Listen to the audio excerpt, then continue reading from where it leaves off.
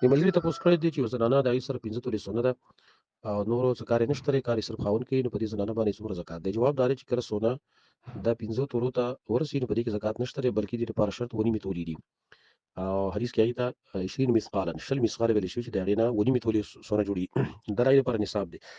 چې کله دې زنانه سره نور څه نشته دی، نورې پیسې ورسره نشته او دغه 15 تولې سونه ورسره ده، نو په دې کې زکات هغه نشته. چې کله 2.5 تولې ته ورسېده یا د 2.5 تولو نه سیوا شو نو په هغې کې زکات دی.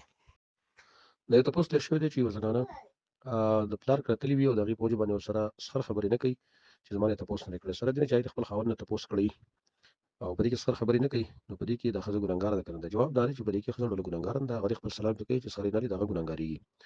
او وجه دا ده چې په ښځه باندې دا لازم نه دي چې هغه به د خپل سخر نه تپوس کوي.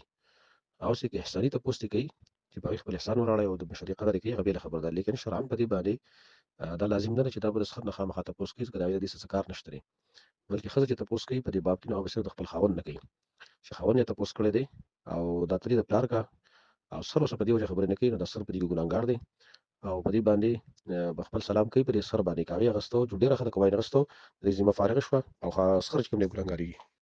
د ملګري دا تپوس کړی دی چې یو سړی دی او هغه بهر ملک کې مسافري کې 2 کالې شوي دي او زنانه چې کوم ده نو هغه د پلار کره لاړ شي کله کور کې. نو وایي بعضې ملیان وایي چې دا ښځه په ده باندې طلاقه شوې، دا څنګه ده؟ جواب دا دی دا غلطه خبره ده. داسې نفس پورې مسافرۍ باندې طلاقېږي نه. دا که 10 کاله بعد تېر کړي هم د ښځه دا څو پورې چې ورته ده ویلي نه چې ته په ما باندې طلاقه یې او یا ته وفات شوی نه یې، نو لهذا دا جدا کېږي نه. دا غلطه خبره ورته چې کلي هر چا کړې ده ورته.